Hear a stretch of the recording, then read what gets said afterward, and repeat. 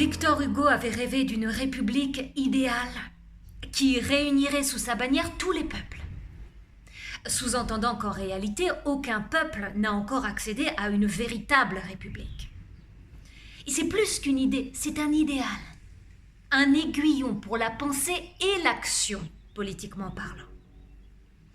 Et lorsque la France prétend que l'islam est incompatible avec la République, nous sommes tentés de lui retourner la question pour savoir si elle est elle-même compatible avec l'idée vraie de République. Qu'est-ce que la République ? Les Athéniens disaient polithéa, mot qui rime avec aletheia, qui veut dire en grec avoir le souci de la vérité et ne pas l'oublier, jamais. Les Romains, eux, voulaient joindre l'esprit à la lettre en la nommant res publica. Alors attention, ne traduisons surtout pas par chose publique, parce que oui, les chiottes aussi sont publiques, mais plutôt par cause conçue par le peuple et pour le peuple. Cause qui le rend souverain, maître et possesseur de son destin. C'est pour cette raison que certains assimilent république et État démocratique. Parmi toutes les images de marque de la République, je vais exposer en quelques mots son identité remarquable, je veux dire sa spécificité. Il n'y a pas de République sans contrat social, signé et approuvé par une volonté générale qui transcende toutes les volontés particulières.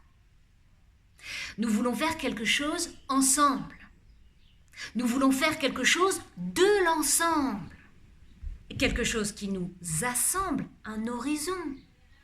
Et quelque chose qui nous ressemble, une raison. Disons, verticale. En sachant qu'il n'y a peut-être pas de république idéale, mais qu'il n'y a pas non plus de république sans idéal. Définition. Non, si nous cherchons sérieusement une bonne définition de la République, nous la trouverons quasiment sous la plume de Jean-Jacques Rousseau. En fait, il dit « J'appelle République tout État régi par des lois ».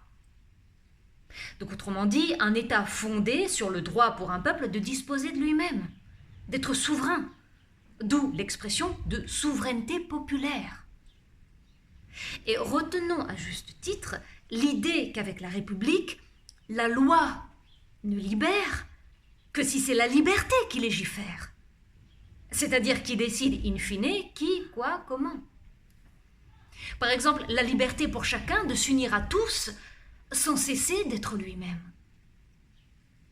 ou la liberté d'être différent, tout en ayant avec les autres le même référent.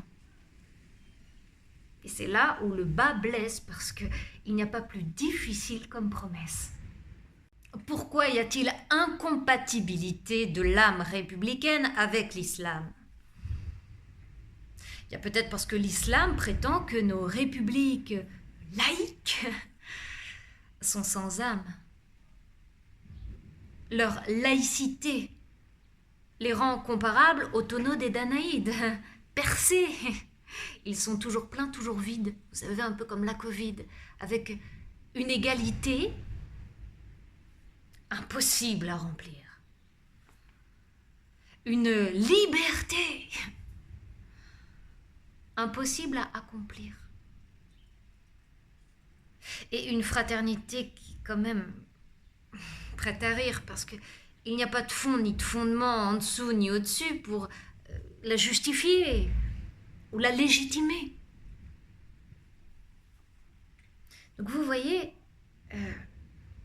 quand c'est sans Dieu,